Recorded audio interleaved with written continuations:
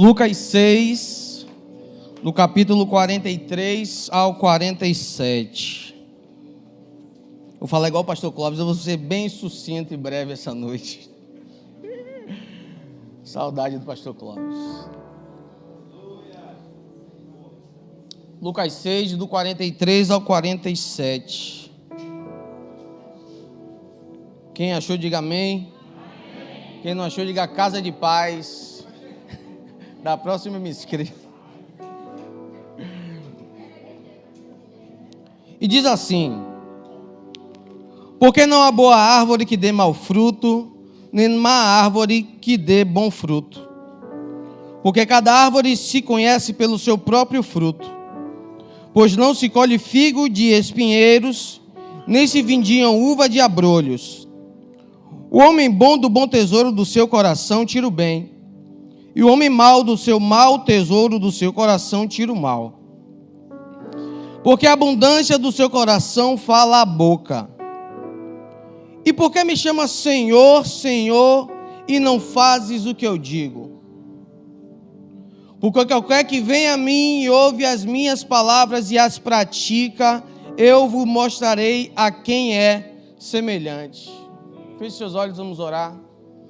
Senhor Deus e Pai, obrigado por estarmos na Tua presença, pelo Senhor já ter fala nos louvores, nas orações, Pai, pelo Senhor ter aceito o nosso louvor, as nossas ofertas e o nosso coração, Pai. Agora pedimos para que o Senhor fale com o Teu povo, fale comigo, fale com toda a Sua igreja, Pai, através dessa palavra, Pai. Seja feita a Sua vontade, em nome de Jesus. Amém. Eu quero pregar em cima de um tema. Raramente eu dou temas às minhas ministrações, mas o tema dessa noite que eu quero pregar se chama Totalmente Rendido. E o que é estar totalmente rendido? Estar rendido é estar entregue, é não ter escolha de sim ou não, ou talvez. Estar rendido é se entregar de toda forma, de todo o coração.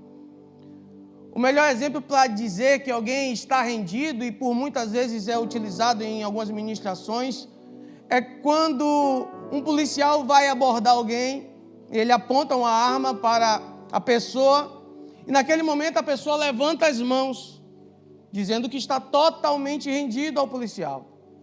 Se o policial falar mãos para cima, ele vai colocar a mão para cima. Se falar mãos na cabeça, ele vai colocar a mão na cabeça. Se falar se ajoelha, ele vai ajoelhar. Se mandar deitar, o que o policial mandar ele fazer, ele vai fazer, porque aquela pessoa está totalmente rendida à autoridade daquele policial. O policial tem todo o domínio sobre aquela pessoa. E é sobre esse tema que eu quero falar, está totalmente rendido. No versículo 46, desses que lemos, diz assim: e por que me chama Senhor, Senhor, e não fazes o que eu digo? O que é que Jesus está dizendo aqui? Jesus estava olhando para aquela multidão e questionou aqueles muitos que estavam presentes, falou: por que vocês me chamam de Senhor e não faz a minha vontade? Porque você me chama de Senhor e quer fazer a sua vontade. Porque muitos estavam se aproximando de Jesus no interesse. Porque quem anda com Jesus, quem conhece Jesus, faz a vontade dele. Porque dele, por ele e para ele são todas as coisas. Mas Jesus vem questionando ele, e nos versículos anteriores, Jesus vem fazendo questionamentos e ordenanças que às vezes nós dificilmente costumamos a fazer. Porque são coisas que afetam o nosso ego. As coisas que Jesus vem falando nos versículos anteriores do que nós não lemos, é coisas que mexem com o nosso eu. São coisas confrontantes. Mas Jesus vinha questionando a eles, e eu vou ler alguns versículos esporadicamente. No versículo 27 de Lucas 6, Jesus diz: amai os vossos inimigos. No 28 ele diz: bendizei o que maldizei. No 29 ele diz: a quem lhe ferir uma face, dê também a outra. No versículo 35 ele diz: amai, pois, os vossos inimigos, e fazei o bem, e o emprestai sem nada esperar. No versículo 36, Jesus disse: sedes, pois, misericordioso, como vosso Pai é misericordioso. Jesus está questionando e dando essas ordenanças para o povo fazer, e isso não se limitava a ele, é para nós também. Mas isso que Jesus manda fazer é difícil, mas não é impossível. Jesus está olhando e falando: olhe, ame o seu inimigo, ame aquele que lhe fere, aquele que é contra você, aquele que fala mal de você. Jesus vem dizendo: bem dizer aquele que te maldizer, aquele que te coloca para baixo, aquele que você sabe que ele está procurando calúnia com o teu nome, é para amar essa pessoa. Amar não é um sentimento, amar é uma opção. Eu vou ser bem extremo no exemplo, para que seja bem entendido o que eu quero falar aqui. Amar é alguém que mata um filho nosso e a gente tem que amar essa pessoa a si mesmo. É esse ponto de amor que Jesus está dizendo. Independente de quem seja, independente do que ele fez, nós temos que amar e servir a esses e a essas pessoas. No versículo 29, Jesus diz: o que ferir em uma face também lhe dê outra. Jesus não está dizendo que é para a gente sair sendo espancado. Ele está dizendo: aquele que um dia lhe feriu, aquele que um dia lhe machucou, se for necessário, volte a ele, mesmo sabendo que ele pode fazer o mesmo de novo. É você saber que você pode sair machucado mais uma vez, mas você está à disposição a servir a ele. Porque quando nós servimos ao Senhor, é quando nós servimos aos outros. Porque é isso que Jesus está falando aqui, é a vontade dele. Porque nós enchemos a boca e gostamos de falar que nós somos templo do Espírito Santo. Enchemos a boca, enchemos o peito e falamos que estamos cheios do Espírito Santo. Falamos com todas as letras: não vivo mais eu, mas Cristo vive em mim. Se essas são verdades ditas por nós, se nós somos templo do Espírito Santo, o Espírito Santo habita em nós.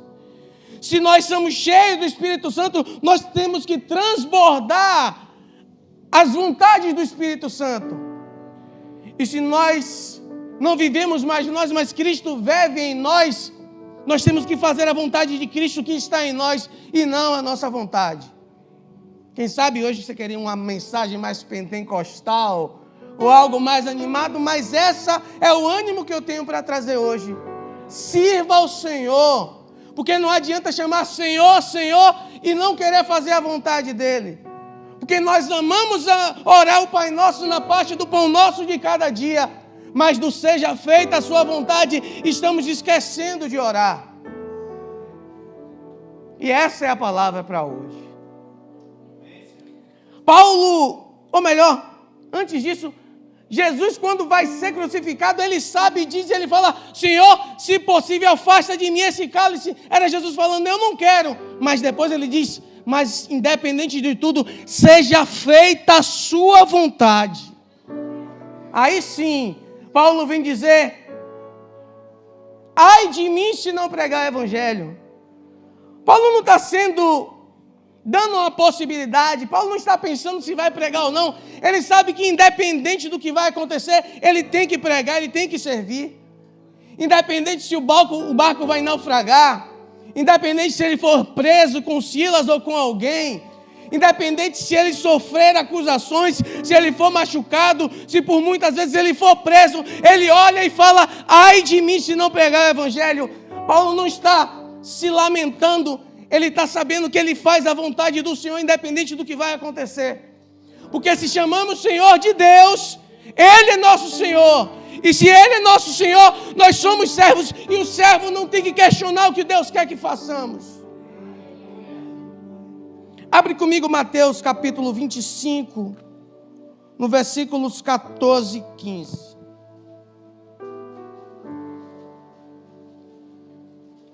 Hoje é dia de ler mais a Bíblia, hoje aqui. Eu vou ler muitos versículos hoje. Para quem gosta é bom, para quem não gosta, me perdoe. Aliás, não me perdoe não. Hoje é dia de ler a Bíblia um pouquinho mais. Mateus 25, versículo 14 e 15.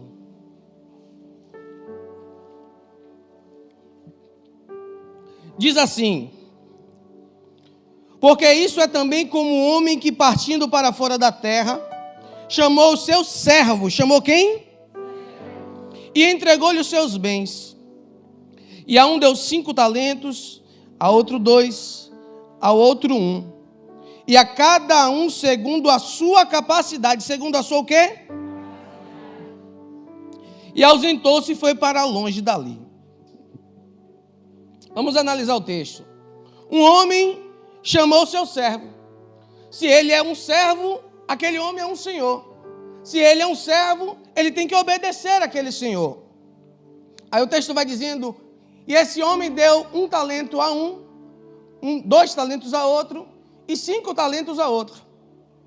Mas ele diz, cada um conforme a sua capacidade. O que é um talento?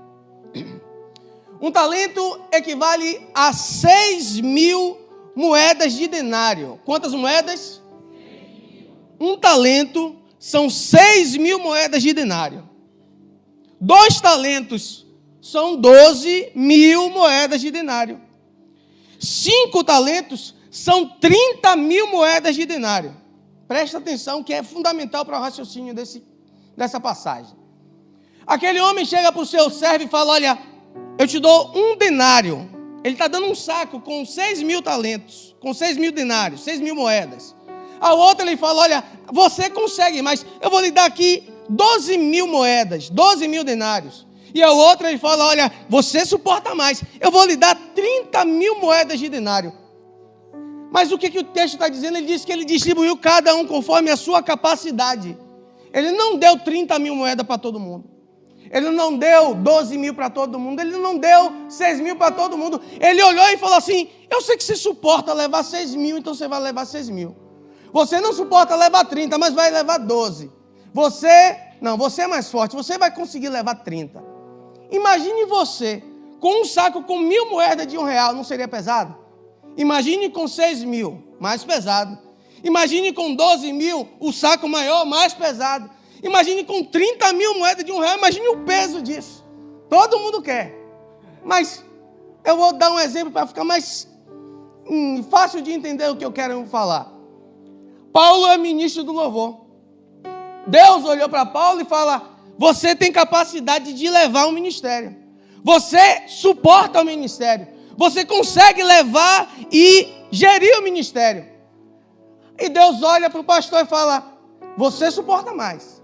Você suporta levar o ministério pastoral. Você suporta administrar, gerir e levar a minha igreja à adoração, ao louvor e à salvação através das mensagens. A diferença é que o que Paulo suporta e o que o pastor suporta é diferente. Paulo não suporta o que o pastor suporta. Vitor, que é do ministério de louvor, mesmo sendo do mesmo ministério que Paulo, não suporta o que Paulo suporta. Porque Deus olha para Vitor e fala, você suporta estar aqui, mas você não suporta o que Paulo suporta. Olhamos para a igreja e falamos, poxa, é isso, é desse jeito, é dessa forma, mas Deus fala assim, fica na sua, porque ele suporta. Em vez de reclamar, ore por ele, porque eu sei que ele suporta o que você não suporta. Olha o exemplo que eu vou dar. Irmã Marivalda é Ministério da Intercessão Geral da igreja. Eu sou líder da intercessão dos jovens da igreja. Ministérios iguais, somos líderes, temos os mesmos direcionamentos parecidos, levamos os intercessores a orar, a buscar o Senhor nos propósitos. Mas observe isso. Mesmo eu sendo do ministério como líder da intercessão dos jovens e ela do ministério da intercessão geral, irmã Marivalda suporta mais do que eu. Eu não suporto o que a irmã Marivalda suporta. Eu não suporto o que Paulo suporta. Paulo não suportaria o que eu suportaria. Eu não suporto o que Josemar suporta. Porque entende o que essa parábola quer dizer? É Deus olhando para cada um e falando, eu sei o que você consegue suportar. Eu não vou te dar nada maior do que você não possa suportar. Você vai conseguir levar, você vai conseguir carregar. Porque Deus não vai dar nada a gente que nós não possamos suportar.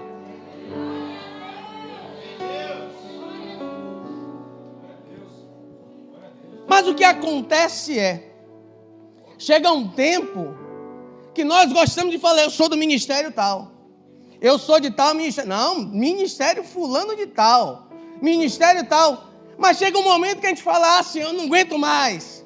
Não suporto mais, vou desistir. Espera aí.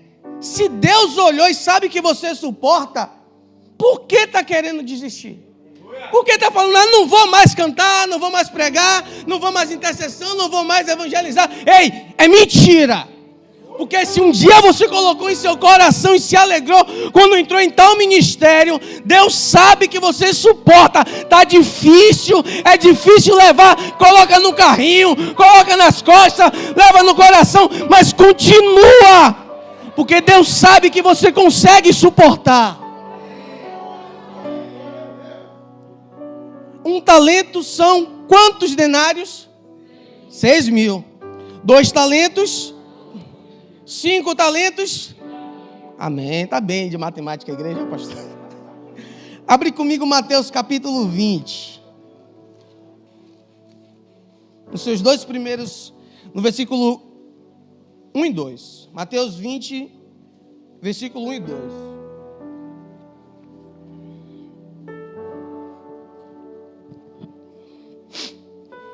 E diz assim: porque o reino do céu é semelhante a um homem, pai de família, que saiu de madrugada para assalariar trabalhadores para a sua vinha. E ajustando com os trabalhadores a um dinheiro, em alguma versão pode estar denário, e é essa palavra que eu gostaria de usar. Quem puder grifar ou marcar, coloca aí denário, que no original é denário. Vou ler o versículo 2 de novo. E ajustando com os trabalhadores a um denário por dia. E mandou-os para a sua vinha. Até aqui. Bora analisar de novo o texto. O homem sai de madrugada procurando trabalhadores. Se ele encontra trabalhadores e aqueles trabalhadores estão dispostos a trabalhar, aquele homem se torna um senhor para aqueles trabalhadores. Se aquele homem se tornou um senhor para aqueles trabalhadores, aqueles homens são servos daqueles senhores. Agora observe o versículo 2. Ele diz que ajustou com os trabalhadores a um denário por dia. Volta em Mateus 25 de novo. Então aquele homem chamou os trabalhadores e pagou um dia de trabalho. Um dia de trabalho equivale a um denário. Presta atenção, um denário. Um dia de trabalho é quantos denários? Não, um denário. Um talento são equivalentes a 6.000 denários. E um dia de trabalho equivale a uma moeda só de denário. Agora, entende isso aqui. Se 6.000 denários, um talento equivale a 6.000 denários, um talento equivale a 6.000 dias de trabalho pago. 2 talentos equivale a 12.000 dias de trabalho pago. 30 talentos, ou melhor, 5 talentos equivale a 30.000 dias de trabalho pago. Agora, faz uma conta comigo, que é bom de cabeça, mas eu já fiz o meu rascunho aqui também. Se um talento são 6.000 dias de trabalho, se você pegar 6.000 e dividir por 365, vai dar cerca de 16.000 e fração. Então, bora arredondar para 16 mil. Então, um talento equivale a 16 anos de trabalho. 2 talentos equivale a 32 anos de trabalho. 5 talentos equivale a 80 anos de trabalho. Então, quando aquele senhor, em Mateus 25, ele começa a distribuir os seus talentos, ele não está dando uma ilusão aqui, ele está dando dinheiro, sim, o talento, como está escrito. Mas o que é que Deus quer falar aqui? Era aquele senhor olhando para aqueles servos e falando: eu estou lhe dando tempo para trabalhar para mim. Eu estou lhe dando tempo para me servir. Eu estou lhe dando tempo para você servir aos outros, que servindo aos outros você serve para mim. Então olha o que está acontecendo. Quando aquele homem, aquele senhor começa a distribuir os talentos, ele está distribuindo o tempo. Porque Deus não vai lhe dar nada daquilo que você não possa suportar. E é Deus olhando e falando assim: você trabalha, mas eu que faço. Porque Ele está dando trabalho, Ele está dando anos de trabalho pago. Ele não está dando trabalho, Ele está dando um salário. Ele falou assim: olha, não precisa se esforçar, eu trabalho com você. Eu trabalho para você e eu trabalho com você para servir os outros. Então, o que a parábola quer dizer, resumidamente? Ela quer dizer que nós temos que servir, nós temos que dedicar nosso tempo a servir, nós temos que dedicar nosso tempo a servir ao irmão, a buscar mais da palavra, e nós estamos sendo negligentes nesse caso, e dissemos que não temos tempo para isso. Aí você pode dizer: Jean, você não sabe meu dia. Meu dia é corrido, não tenho tempo para nada, não tenho tempo para fazer praticamente nada. Será que é isso? Uma partida de futebol tem cerca de 2 horas com intervalo. Investe essas 2 horas em orando, buscando, saindo para evangelizar, visitando alguém, orando por alguém, conversando com alguém. E é investir o tempo. Para quem não gosta de futebol, uma série na Netflix, um episódio um capítulo de uma novela tem cerca de 50 minutos e ninguém assiste só um capítulo. Todo mundo dá uma maratonada na madrugada e pega esse tempo. E como dizemos que nós não temos tempo, investe esse tempo lendo, buscando, orando, investindo. Porque quando você lê, você está se capacitando para quando alguém vir para você, você saber o que falar. Quando você ora, você já está trabalhando por alguém. A Bíblia diz: orai um pelos outros. E há uma pesquisa que diz que o brasileiro passa cerca de 3 horas por dia na rede social, mexendo no celular. Então não tem desculpa para dizer que nós não temos tempo para servir. Não temos desculpa para falar que nós não podemos fazer nada. Olha o que no versículo 25 e o 26 de Mateus diz sobre esses que pegam o tempo e olham para Deus e falam: Deus, eu não tenho tempo para servir na sua casa. No máximo eu posso vir num culto de quarta ou em um culto de tal ministério durante a semana. Eu não tenho tempo. Aí olha o que Deus diz no versículo 25 e 26. No versículo 25 diz: e o homem atemorizado disse: escondi o teu talento, eis aqui o que é teu. Era aquele homem pegando o tempo e investindo no buraco vazio. É quando nós negligenciamos o que devemos fazer, servir, ajudar alguém, e pegando o nosso tempo e jogando em coisas frívolas, jogando em coisas sem valor, sem vontade nenhuma, que não vai nos acrescentar nada, e olhamos para Deus e dizemos: o Senhor é o meu Senhor, mas nós não queremos fazer a vontade dEle, nós não queremos servir. Aí olha o que Deus fala, o que o Senhor fala no versículo 23, para esses que investem o tempo no nada e questiona Deus dizendo que não tem tempo para servir. Ele diz assim: porém o Senhor disse: mau e negligente servo. Quer um pouquinho apertar mais um pouco? Olha o que diz o versículo 30. Lancei, pois, o servo inútil nas trevas exteriores, ali haverá pranto e ranger de dentes. Aí nós vamos entender que nós temos que servir uns aos outros. Nem que seja uma palavra, uma conversa, nem que seja, eu vou abrir uma aspa aqui, perdendo o nosso tempo para ajudar alguém, porque quando você ajuda alguém, você não perde seu tempo, você está investindo o tempo que Deus te deu para servir, para ajudar alguém. Como o Rafa falou no testemunho aqui, num dos cultos dos jovens, que passava madrugadas conversando com pessoas aconselhando ela, e ela conseguiu, se não tivesse essas pessoas. E hoje eu sei que Rafa pode conversar com alguém, aconselhar alguém, então o que ela recebeu, ela um dia vai passar para alguém. Nós temos igreja que aprender a servir. Servir não se limita a cantar, pregar e ser um dos obreiros. Servir é em um todo, porque nem todo mundo vai pregar, nem todo mundo vai cantar, mas todos nós devemos servir. Não é temos, é devemos, é dever. Porque toda vez que você investe o seu tempo, você consequentemente gera frutos. Abre Lucas capítulo 6, versículo 43 e 44.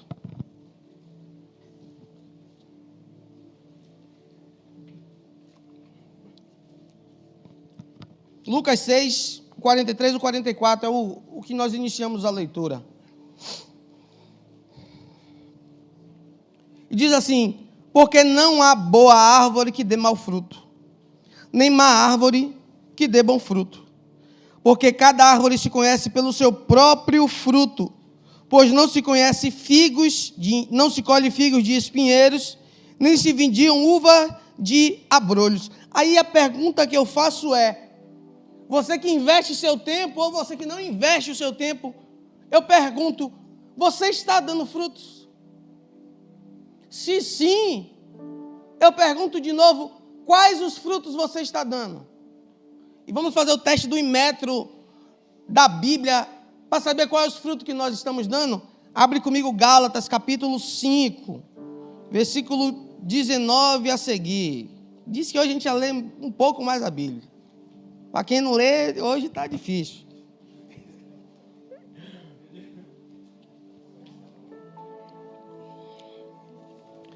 Gálatas 5, logo depois de 2 Coríntios.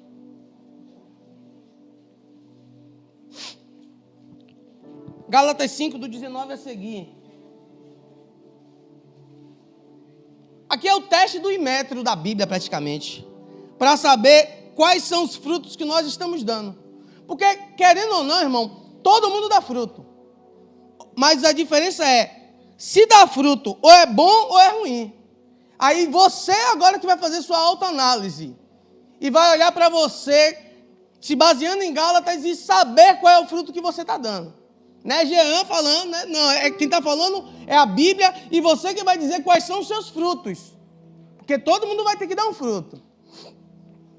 Olha quais são os maus frutos.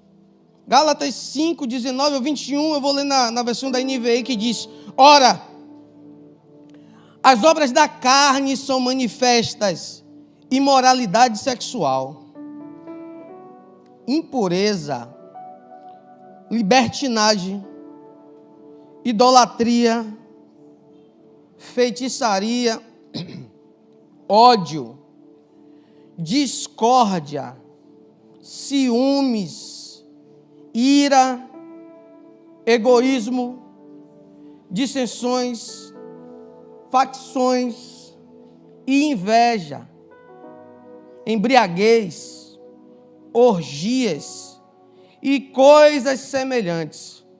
Eu os advirto, como antes já os adverti, que os que praticam essas coisas não herdarão o reino dos céus.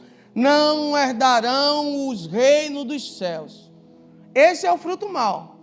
Aí você faz uma autoanálise. Não estou como juiz para saber e olhar aqui, não tenho um dom de revelação para saber quem está dando tal fruto, não. Isso é uma autoanálise. Porque às vezes queremos deixar para o dia da ceia. Não, hoje o dia da ceia é o dia que eu peço perdão pelos meus pecados. Faça como se todo dia tivesse uma ceia. Todo dia é dia de ceia. Porque a ceia é para lembrar do sacrifício de Jesus. Não é só uma vez no mês, não. É todo dia você acordar e falar: Senhor, o Senhor morreu por mim. O Senhor morreu na cruz por mim. Aí você faz uma autoanálise e fala: deixa eu ver quais são os meus frutos. Esses são os frutos maus. Agora, olha os frutos bons de quem investe seu tempo nas coisas de Deus e quem investe seu tempo para servir, para se entregar, para estar totalmente rendido. Porque eu quero dizer que nós somos livres em Jesus, mas nós não temos vontade própria. Nós temos que fazer a vontade dEle.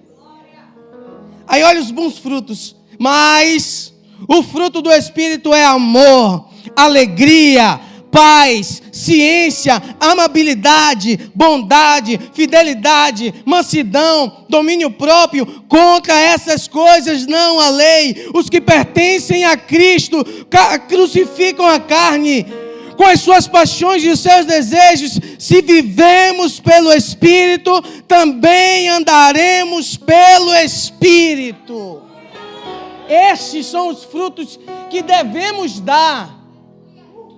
Esses são os frutos que nós devemos nos alegrar quando começa a brotar de nós.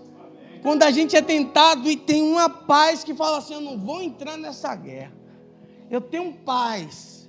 Quando a gente ama o próximo, é o fruto fluindo. Quando a gente ajuda alguém, quando a gente serve, não com a intenção de receber glória para nós mesmos, mas a glória seja dada toda a Ele.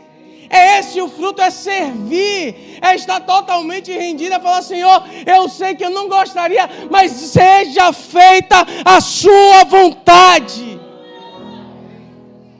Aí você observa que os bons frutos, se você colocar lado a lado com o que Jesus disse que era para todos nós fazer, ele se encaixa. Porque se os bons frutos são tudo isso, ele se encaixa com: amai os vossos inimigos, bendizei o que o maldizei, a quem lhe ferir uma face dê a outra, ame, pois, os vossos inimigos, ajude aqueles que precisam, seja misericordioso com os que merecem, precisam de misericórdia. Os frutos são isso. Era Jesus aqui, já como se estivesse dando uma referência de Gálatas.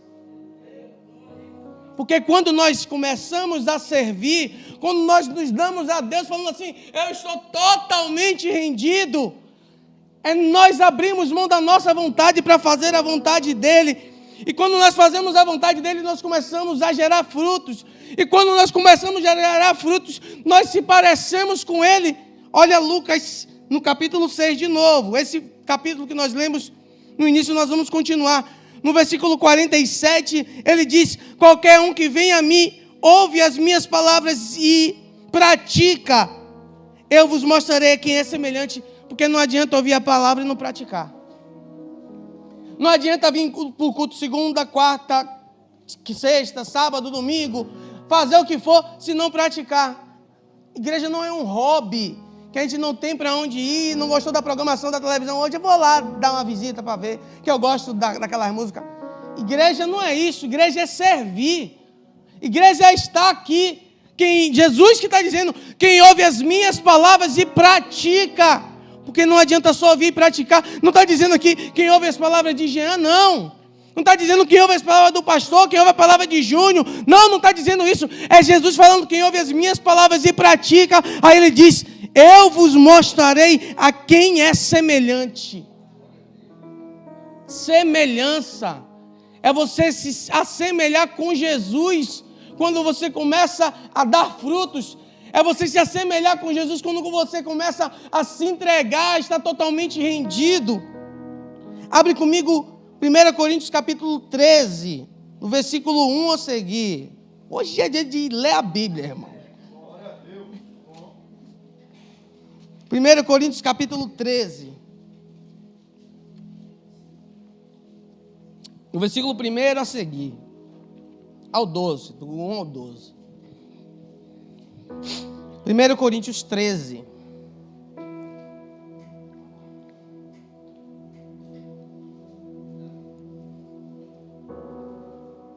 Aqui quem escreve é Paulo. O mesmo Paulo que falou dos dons do Espírito. Dom da sabedoria, do conhecimento, do discernimento, da fé, da cura, do milagre, da variedade de línguas, interpretação em línguas e profecia. Porque ser cheio do Espírito Santo todo mundo quer. Falar em línguas todo mundo quer. Ser batizado todo mundo quer. Ter o dom da profecia, da revelação todo mundo quer. Mas olha o que esse mesmo Paulo que ensinou isso vem falando no capítulo 13. E ele diz assim: ainda que eu falasse a língua dos homens e dos anjos e não tivesse amor, não tivesse o quê? Amor. Seria como um metal que soa e como um tino que soa, um sino que tine. Ele está dizendo assim: é só fazer zoada. Um sino que tine é só barulho. No versículo 2: ainda que eu tivesse o dom da profecia, conhecesse todos os mistérios e a ciência, ou a palavra, e ainda que tivesse toda a fé, de maneira que transportasse os montes, e não tivesse de nada seria. E ainda que distribuísse toda a minha fortuna para sustento dos pobres, e ainda que entregasse o meu corpo para que queimado, e não tivesse de nada disso me aproveitaria. Ele está dizendo assim: se eu pegasse minha oferta, desse o maior dízimo da igreja, pegasse, alugasse um avião para levar a gente para Israel, e não tivesse amor, de nada seria. Não adianta nada. Não adianta nada se não tiver o amor.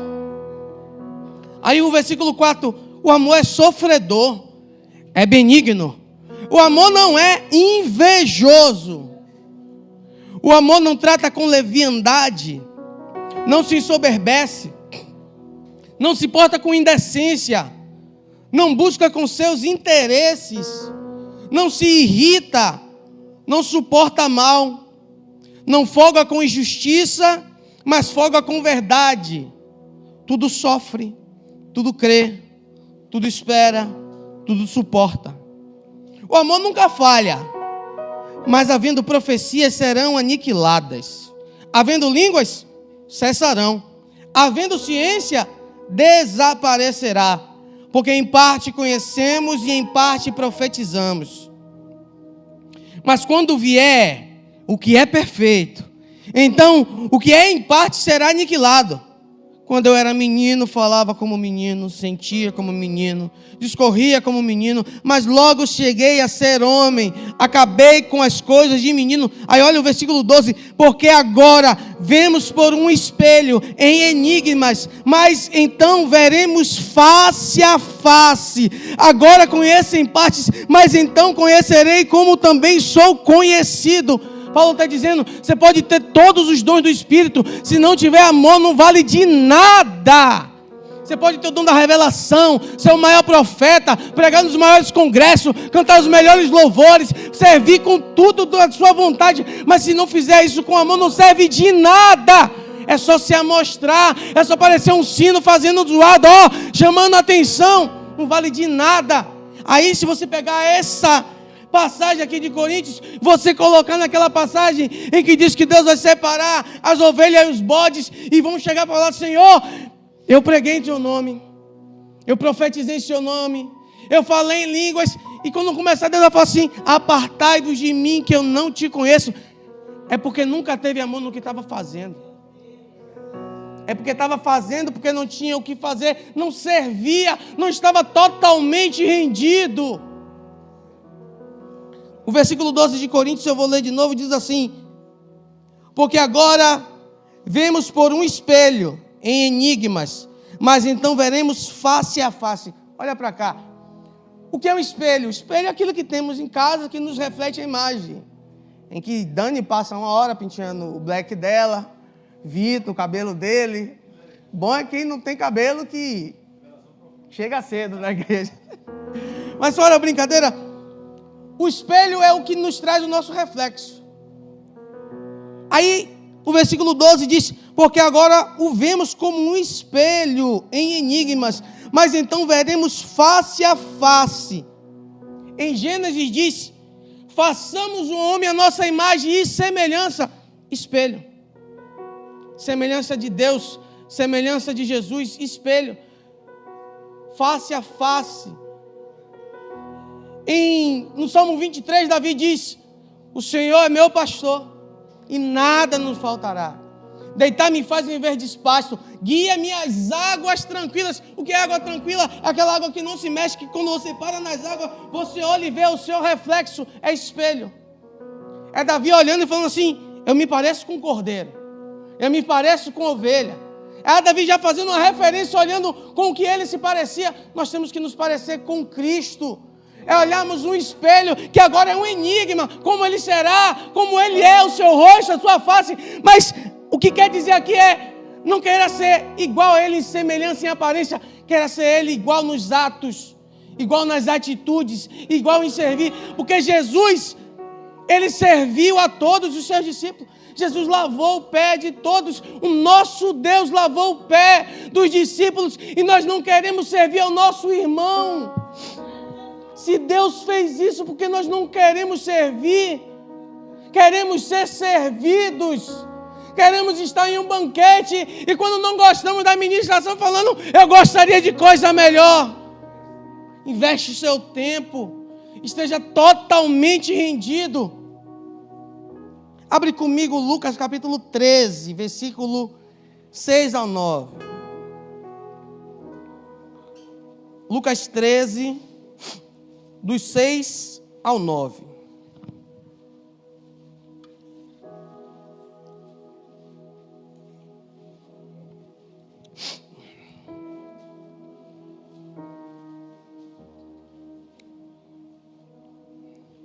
E diz assim, e dizia esta parábola, um certo homem tinha uma figueira plantada em sua vinha, e foi procurar nela frutos. Não achando, disse ao vinhateiro: eis que há 3 anos venho procurar fruto nessa figueira e não acho. Corta-a, porque ela ocupa ainda a terra inutilmente. E respondendo ele, disse: Senhor, deixa este ano, até que eu a escave e esterque, e se der fruto, ficará, e se não, depois a cortará. Até aqui. Bora analisar esse texto também. Um homem tinha uma plantação de videira, de vinha, que são uvas, e no meio da plantação tinha um pé de figueira. Agora, o que essa figueira está fazendo no meio dessa plantação aí? Aí, ela não dá fruto. O Senhor chega e fala: eu vou cortar. 3 anos, só dá tronco, galho, folha, sombra e não dá fruto. Aí, tem gente que tem a síndrome da figueira. Eu não estou dando fruto porque eu não estou no meio dos meus. Porque quando eu estou no meio dos meus, rapaz, eu dou cada fruto. A síndrome da figueira em um local que não é o dela, mas não é isso. Porque Deus coloca a gente em locais que não é o nosso. Aquele trabalho onde só não tem um cristão lá. E você fala: Deus, o que é que eu estou fazendo aqui? Tanta imoralidade, tanta conversa. É você lá, sendo plantado naquele meio, para dar fruto ali. Aí você fala: poxa, por que eu moro aqui? Tanto lugar para morar, eu tento buscar um endereço, uma casa nova, um local, mas eu não consigo. Por que eu não consigo me mudar? Por que eu estou fazendo aqui ainda? É Deus falando assim: eu lhe coloquei aí para você gerar fruto aí. Porque não adianta, eu sou profeta só dentro da igreja, não, dentro dos meus não. Tem que ser figueira lá fora. Ser figueira aqui dentro, dar fruto aqui dentro, profetizar, entregar revelação, isso tudo é top. Eu quero ver ser profeta no ponto de ônibus, na rua, na fila do médico. É dar fruto fora do local de origem. Aí o homem olha e fala: 3 anos aqui. 3 anos, todo ano eu venho e não dá um fruto. Vou mandar cortar. Aí chega aquele vinhateiro que cuida, e observe, é o cara que nem cuida da figueira. Ele fala: não, eu sou o cuidador das uvas, mas eu vou cuidar dessa figueira. Sabe o que é isso aqui? Eu posso dizer que é aquela pessoa que não dá fruto no local, que fala assim: eu estou aqui antes da figueira. Não mexa comigo que eu estou aqui desde que a igreja foi fundada. Não toque em mim. Cadê seus frutos? Rapaz, eu trabalho do meu jeito. Deus sabe quais são meus frutos. Mas você está tanto tempo aí, tanto tempo nesse ministério. Cadê seus frutos? Rapaz, eu estou aqui. Fique na sua. Eu estou desde o primeiro pastor. Eu estou desde que a igreja foi fundada. Desde que o chão era verde. Desde que tinha escada aqui. Eu estou desde o começo. E o Senhor está perguntando: cadê seus frutos? Você está tanto tempo, cadê seus frutos?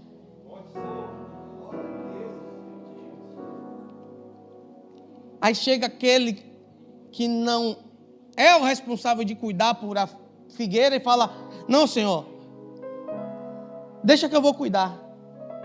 Deixa eu ver o que essa figueira tem. Se não dá, corta. Depois de um tempo, deixa um tempo. Mas deixa eu tratar ela. É pessoas sendo levantadas para pessoas que estão dentro da igreja. Não dá fruto. E chegar para essa pessoa e falar: meu irmão, eu posso lhe ajudar em alguma coisa?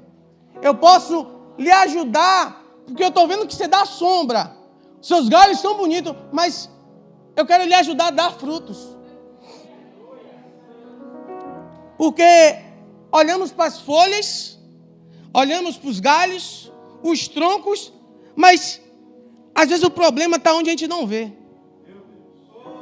Às vezes o problema está onde está escondido e ninguém sabe de nada. Que árvore bonita, por 3 anos, 1 ano, vários anos e não dá fruto. Às vezes o problema está na raiz. Às vezes o problema está onde ninguém sabe. Às vezes precisa tirar a terra, olhar e falar assim: achei o problema. Tem que cortar aqui para não terminar que a árvore morra. Aí eu pergunto, como está a sua raiz que ninguém vê?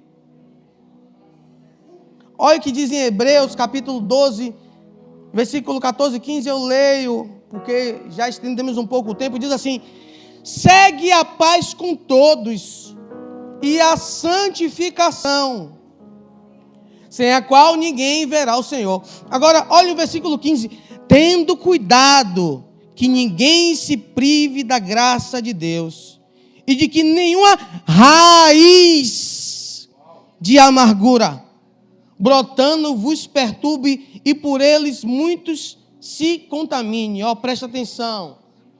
O problema às vezes pode estar na raiz. Mas olha o que é pior. Olha o que o final do versículo diz. E que por muitos não se contamine. Às vezes quem tem raiz de amargura, quem tem raiva do outro, não está passando para todo mundo, mas está por trás, nas escondidas, infectando o outro. Passando para o outro. Criando com o outro, fazendo com o outro, e depois você está vendo e fala assim, a videira estava boa no instante, do nada começou a secar. É a raiz da figueira machucada, ferida que não foi tratada, que infectou quem estava do lado. Que machucou quem estava do lado. Não tratou, não se deixou ser tratado e ainda está machucando os outros. Rapaz, aquele líder, eu te conheço, eu estou aqui desde o começo. Eu tenho 3 anos de igreja. Eu estou desde que era o primeiro pastor. Eu estou desde que era uma oficina aqui. Eu sei de tudo aqui. Rapaz, fique na sua e vá por mim. O pastor chegou agora. Rapaz, eu conheço ele. Eu sabia de quando era lá no Lindu. Eu sabia do tempo daqui. Eu conheço ele há mais tempo. É a raiz infectada passando o vírus para o outro. Ninguém vê. Está aqui na frente, amém, glória. Mas por trás a raiz está lá. Ó.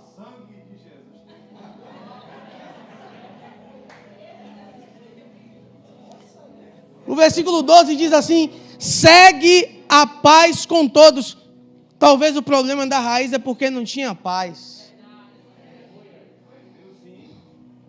E diz, e a santificação. Aí eu pergunto, você está em santidade? Porque se você não tiver em santidade, seus frutos serão maus. Porque se você não tiver em santidade, seus frutos serão maus. Não é eu que estou dizendo, não. Romanos 11, 16 diz, e se as primícias são santas, também a massa é. Agora olha o que diz, e se a raiz é santa, serão santas os seus ramos. E por consequência, os frutos serão santos. Porque nós não podemos tirar, eu vou tirar um tempo de santidade. Não temos que tirar um tempo de santidade. Temos que viver uma vida de santidade. Porque não é para dar frutos em tempo. A única coisa que eu discordo é que a gente não pode ter tempo para dar fruto. A gente tem que dar fruto em janeiro, fevereiro, março, abril, maio, junho, a todo tempo, em todo local onde você foi plantado, onde pegaram você e levaram para um lugar diferente. Você tem que dar fruto em todo local. Agora olha o versículo 15 que diz, de Hebreus 12 ainda. Diz assim, tendo cuidado para que ninguém se prive da graça de Deus. Não é que alguém lhe prive, alguém se prive. Porque, às vezes, que cometemos um pecado, fazemos alguma coisa que sabemos que desagradou a Deus, pedimos perdão, Deus perdoou na hora, vai ter as consequências, mas às vezes não deixamos que a graça nos alcance para que nós nos sentimos perdoados. É pessoas que cometeu pecado, cometeu delitos, Deus perdoou, mas a pessoa própria não se perdoou. É não querendo deixando que a graça chegue até você. É pessoa que fez algo tão ruim, que vem há anos, se retaliando, falando, porque eu fiz aquilo, porque eu fiz aquele pecado, porque eu fiz isso, porque eu matei, porque eu fiz isso. Ei, a graça de Deus já lhe alcançou, mas deixe a graça de Deus te alcançar por inteiro. É gente se privando da graça. Abre 1 Coríntios, capítulo 12, versículo 28. E nós vamos encerrar com esse versículo. 1 Coríntios 12, versículo 28.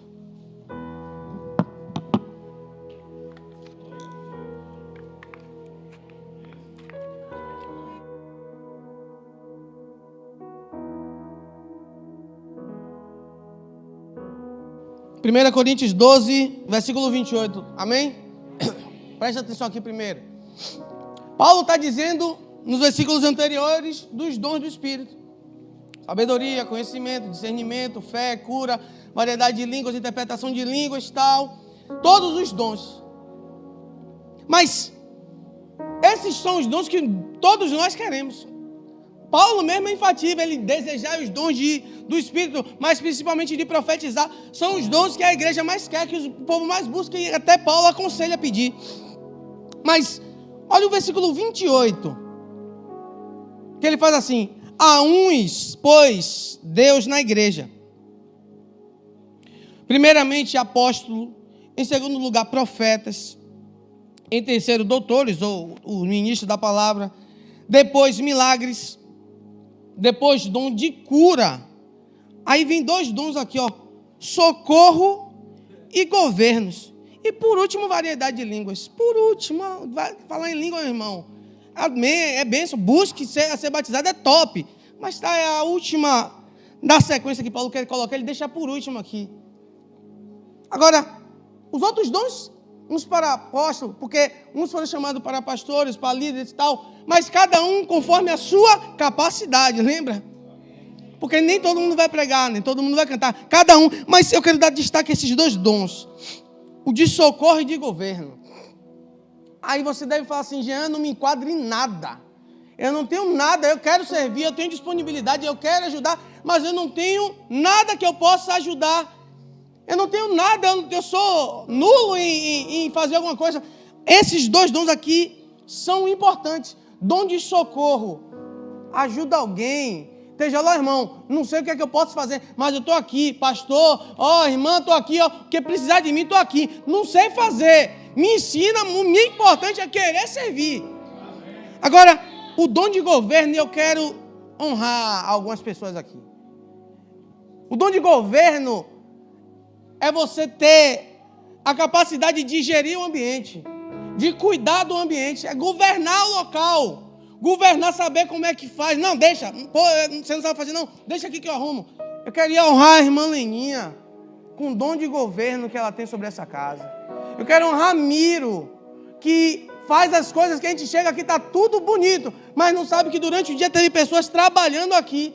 Eu quero honrar Anderson, que trabalha lá, trabalha aqui, são pessoas com dom, e muitos outros, para não ser injusto com muitos, porque o tempo também não me ajuda, mas são esses dons, porque não se limita a falar em línguas, a pular, nada disso, meu irmão. Tem um dom de socorro, procura algo para fazer, esteja totalmente rendido, queira servir, queira ajudar, queira ser participante. Eu lhe convido a não ser só mais um no banco da igreja.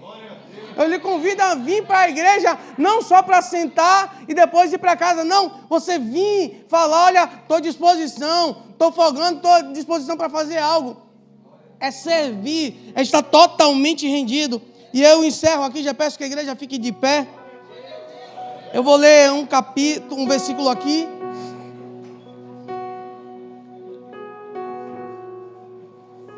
Não veja Deus como um senhor mau, que você tem que servir, senão vai para o inferno. Não veja com esses olhos. Nós temos que servir uns aos outros, ajudar uns aos outros, ser participante. Procure um ministério em que você possa se encontrar, se agregar. Eu não sei fazer nada, o que é que eu posso? Chega para alguém e fala: quando eu cheguei aqui, eu era DJ há 10 anos, eu comecei na mesa, o que eu sabia fazer, eu ajudei. Sabia um pouco de mexer em rede social, vim para a comunicação. Hoje, glória a Deus, eu ministro a palavra. Mas se um dia Anderson não vir, alguém não vir, eu posso estar lá dentro. Eu posso estar aqui, a gente tem que estar disponível para servir. A gente não pode querer só ser servido, temos que servir. Busca um dos ministérios, procura onde é que eu posso ajudar. Não olha a Deus como um servo mau, um senhor mau que quer lhe castigar, porque você não ajuda. Olhe como se você fosse um participante do Evangelho. João 15, do 15 ao 17, não precisa abrir a Bíblia, diz assim: já vos não chamei servos, porque servo não sabe o que o seu Senhor, mas vos chamo amigos, porque tudo quando ouvi de meu Pai, tenho feito conhecer. Não me conheceste vós a mim, mas eu vos conheci a vós. E vos nomeei para verdes e deis frutos. E vossos frutos permaneçam, a fim de que tudo quanto o meu nome pedires ao Pai, eu vos conceda. Agora o 17 que diz, eu vos mando que vos amei uns aos outros. É Jesus falando assim, eu que salvo, eu que curo, eu que liberto. Você não faz nada, mas eu deixo você participar. Se entrega totalmente, esteja totalmente rendido, busca servir, busca ajudar, seja de qualquer forma. Busca ser participante do reino de Deus. Feche seus olhos, vamos orar.